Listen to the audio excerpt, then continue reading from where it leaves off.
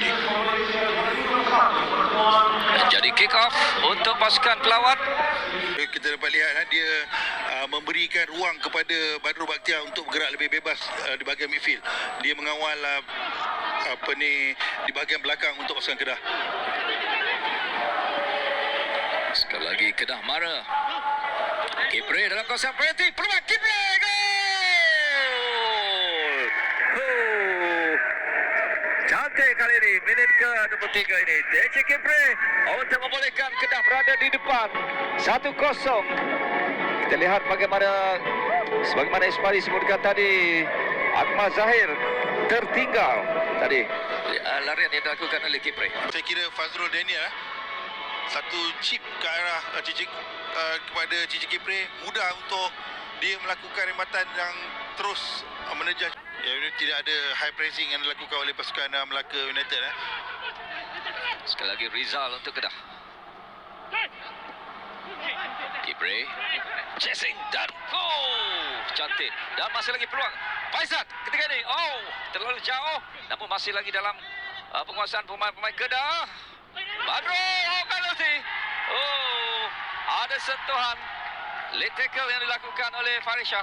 Inilah yang berlaku apabila keadaan kelam kabut.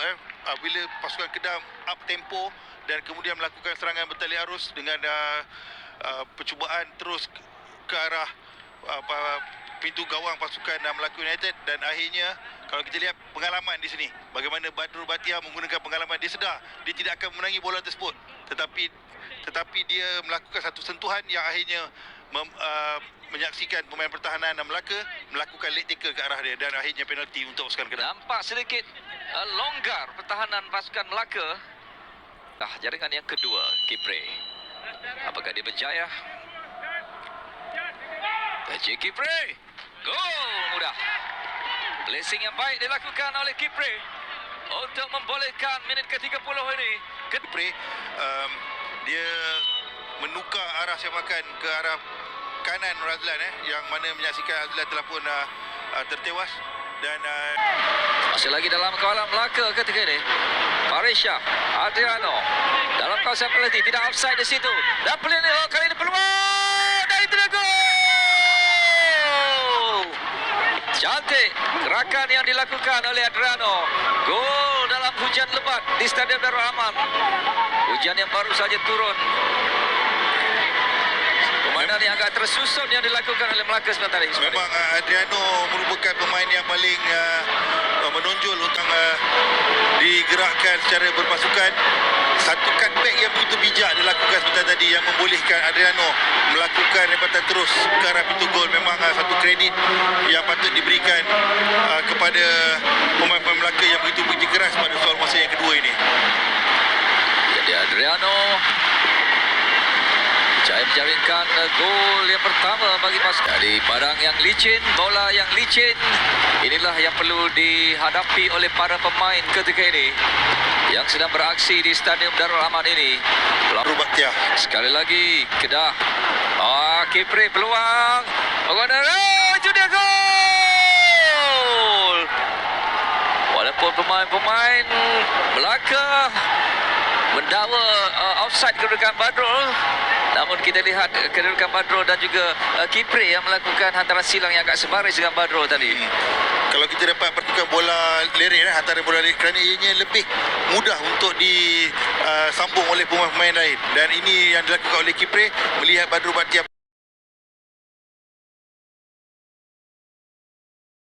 setelah menerima assist daripada Kipre. Jadi dua jaringan daripada TC Kipre, satu assist yang dilakukan untuk membolehkan Kedah 3 Melaka 1 ketika ini.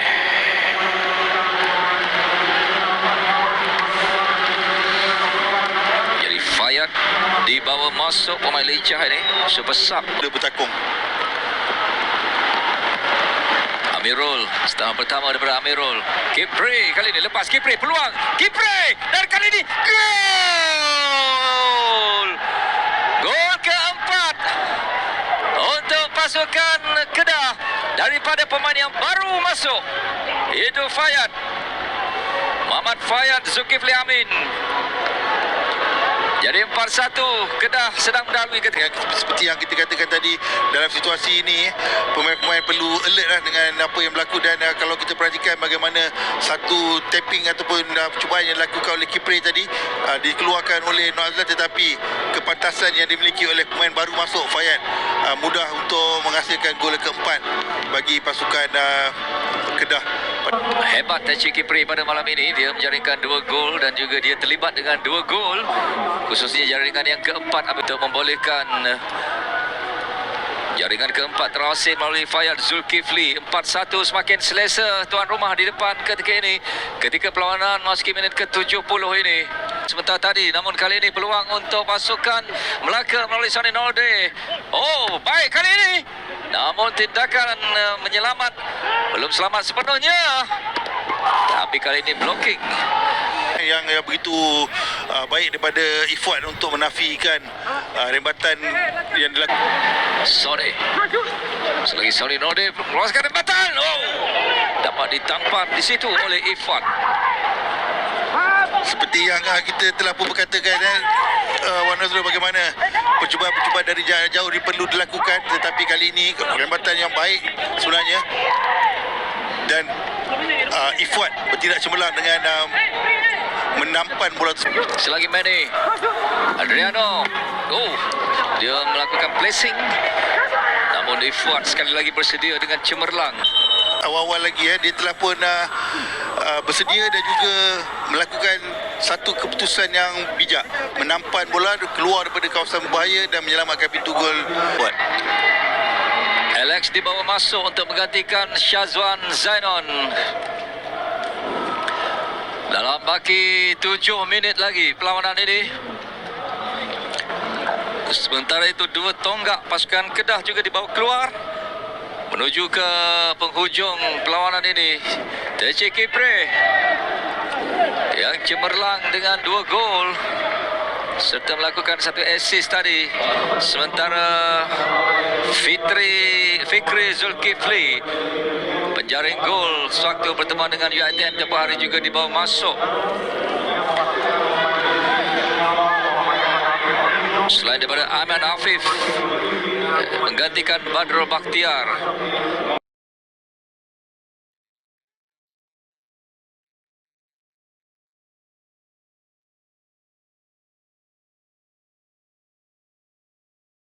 Apakah yang mampu dilakukan?